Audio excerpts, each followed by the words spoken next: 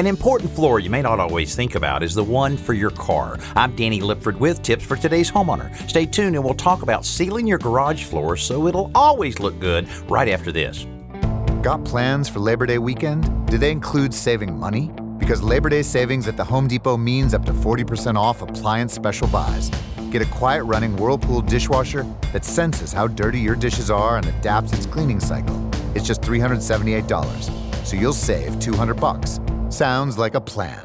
See why with Labor Day savings, today is the day for doing. The Home Depot. More saving, more doing.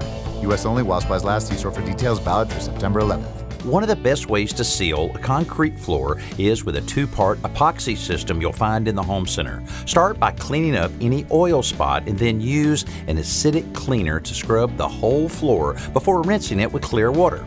After it dries for a day or two, you're ready for the sealer. Unlike paint or stain, epoxy sealers are mixed immediately before use and you only have a limited amount of time to work with them. Once you mix it, you have to be ready to start rolling and brushing it on because the clock is ticking. Work small areas and keep a wet edge like you would any other paint.